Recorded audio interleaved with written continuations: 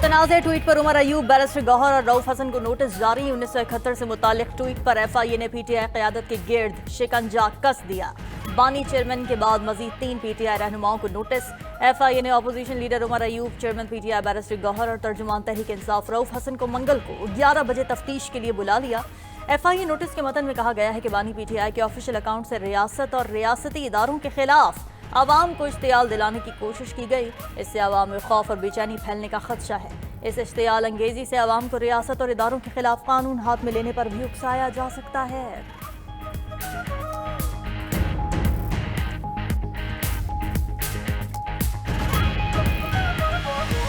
साबिक सदर आरिफ अलवी बानी पीटीआई के 1971 से मुतालिक ट्वीट की हिमायत में सामने आ गए। बानी पीटीआई ने हमूदुर रहमान कमीशन की रिपोर्ट पढ़ने का मशवरा दिया तो इसमें गद्दारी क्या है? आरिफ अलवी का सवाल। कराची में वकला कन्वेंशन से खिताब में कहा, आपने अपने जहन में एक नजरिया बना रखा है जिस पर आप गद्दार करार दे देते हैं। जो भी हमूदुर रहमान कमीशन की रिपोर्ट पढ़ता है उस पर एफआईआर हो जाती है। कभी आपको खेलने को 9 मई मिल जाता है तो कभी हमूदुर रहमान कमीशन। जुल्फिकार अली भुट्टो ने हमूदुर रहमान कमीशन पर पर्दा डाला। पीडीएम हुकूमत भी पर्दा डाल रही है। तमाम स्टेक होल्डर्स को मेज पर लाया जाए। जब तक बात नहीं करोगे बात नहीं बनेगी। अगर मामला सिर्फ माफी का है तो मुल्क तबाह मत करो। अगर कुछ हो गया है दरगुजर करके आगे बढ़ो। क़यादत से अपील करता हूँ, मुमकिनात पर तवज्जो दें। कहाँ से रास्ते मिलेंगे? आवाम के मैंडेट के बगैर मईशत बेहतर नहीं होगी।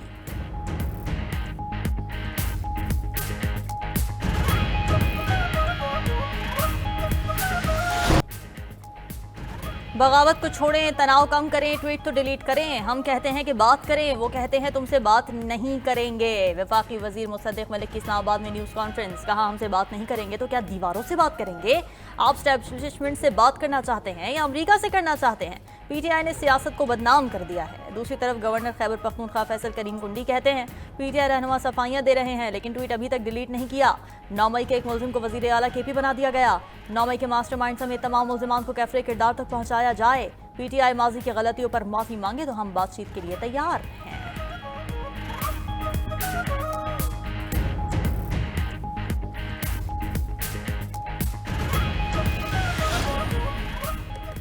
पीटीआई ने हुकूमत की मुज़ाकरात की दावत को मुज़ाहिका खेज करार दे दिया। तर्जुमान पीटीआई का कहना है कि मैंडेट चोर जाली फॉर्म 47 पर इख्तिदार में बैठे हैं। इनके पास मुज़ाकरात का कोई इख्तियार नहीं है।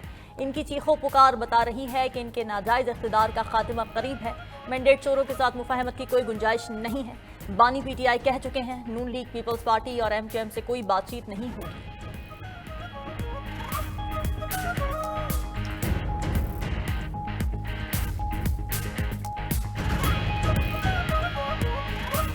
नैब तरामीम केस की लाइव स्ट्रीमिंग की दरख्वास्त मुस्तरद करने का तहरीरी हुक्मनामा जारी। सुप्रीम कोर्ट ने अपने फैसले में लिखा, बानी पीटीआई केस में वकील ना होने के बावजूद खुद पेश होना चाहते हैं। इस बात का इम्कान है मुकदमे की समात को सियासी पॉइंट स्कोरिंग के लिए इस्तेमाल किया जाए।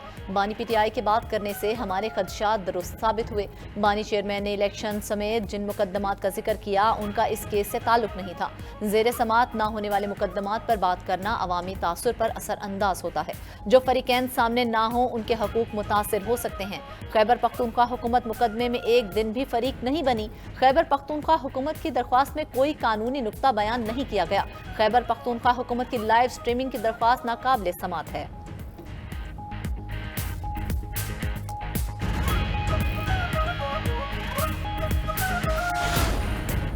अहमद फरहाद की अहलिया ने शौहर को स्लो पॉइजन दिए जाने का इल्जाम लगा दिया। अदालत ने वकील की दरख्वास्त पर अहमद फरहाद के तिब्बी मुआयने का हुक्म दे दिया। इंसदादी दहशतगर्दी अदालत मुजफ्फराबाद में शायर अहमद फरहाद केस की समाअत की। अहमद फरहाद की अहलिया ने मौजूदा वकील को तब्दील करके सीनियर कानूनदान सरदार केडी खान और महमूद बेग को वकील मुकर्रर कर दिया।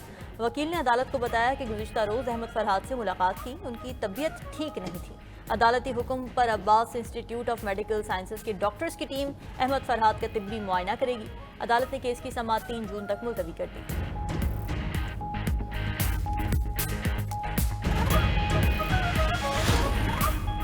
मुल्क में इंसाफ सबके लिए बराबर होना चाहिए। अदम बर्दाश्त का कल्चर बहुत तकलीफ दे है। वफाकी वजीर कानून आजम नज़ीर तारड़ का लाहौर में सेमिनार से खिताब। कहा, एक परचम तले इकट्ठे होकर चलेंगे तो बहसों मुबासे की जरूरत नहीं होगी। समाज और रवैयों में तब्दीली बतदरीज होनी चाहिए। जस्टिस कॉर्नेलियस ने अपने फैसले से जदीद निज़ाम इंसाफ का नजरिया दिया। सुप्रीम कोर्ट के सीनियर जज जस्टिस मंसूर अली शाह ने खिताब में कहा, हमारे आइन में अकलियतों को इजाफी तहफ़्फ़ुज़ दिया गया है। दुनिया का वाहिद परचम पाकिस्तान का है जिसमें अकलियतों की नुमाइंदगी है। चाहते हैं अकलियत से ताल्लुक रखने वाले जज भी सुप्रीम कोर्ट आए। वियतनाम के सफीर की अहलिया मिल गई। गुमशुदगी की इत्तला पर इस्लामाबाद पुलिस ने खातून का सुराग लगाया। वियतनाम के सफीर की अहलिया स्पोर्ट्स क्लब F9 पार्क में मौजूद थी। पुलिस ने उन्हें उनके शौहर के साथ घर भेज दिया। वियतनाम खातून पर्स और मोबाइल घर छोड़कर बाहर चली गई थी। तर्जुमान इस्लामाबाद पुलिस के मुताबिक सेफ सिटी कैमराज और 7 टीमों की मदद से खातून का पता लगाया गया।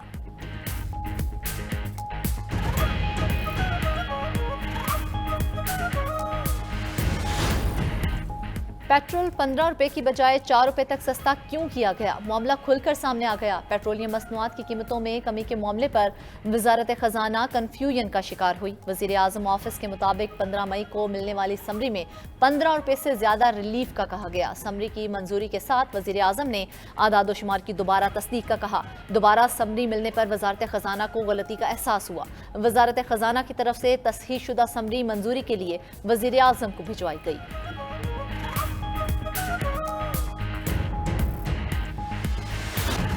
पेट्रोल कीमत में रिलीफ, बिजली बिल्स में तकलीफ। हुकूमत ने बिजली 3 रुपए 25 पैसे महंगी कर दी। सार्फिन की जेबों से 46 अरब रुपए इजाफी निकलवाए जाएंगे। नपरा ज़राए के मुताबिक बिजली की कीमतों में इजाफा 3 माह की फ्यूल प्राइस एडजस्टमेंट की मद में किया गया। इतलाक जून, जुलाई और अगस्त के लिए होगा।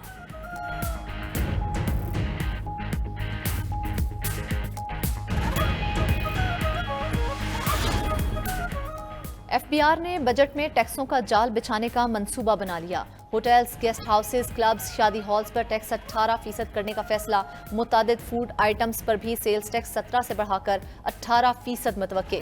बेकरीज की तरफ से सप्लाई पर भी टैक्स 18% किए जाने का इम्कान है। मिठाइयों के बड़े ऑर्डर्स की सप्लाई पर GST 18% होगा।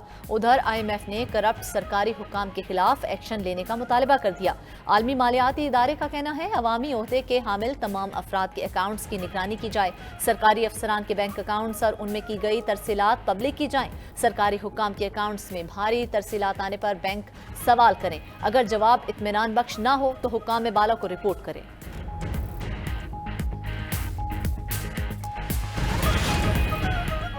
अवाम दोस्त बजट कैसा होना चाहिए, 92 न्यूज ने बता दिया। आइंदा माली साल के बजट पर 92 न्यूज पर सैर हासिल बहस। सीनियर तज्जियाकार आमिर मतीन, सीनियर सहाफ़ी शहबाज राना ने अपने आरा पेश किए। Energy expert Arshad Abbasi, vice chancellor FIDE doctor Nadimul हक ने भी अपने ख्यालात से आगाह किया। साबिक वफाकी वजीर निजकारी दानियाल अजीज ने भी मुल्की मुआशी सूरत हाल पर रोशनी डाली। शुरा ने कहा, हुकूमत आइंदा बजट में गैर ज़रूरी टैक्सेस लगाने से गुरेज करे। मईशत की मजबूती के लिए एक्सपोर्ट बढ़ाना ज़रूरी है।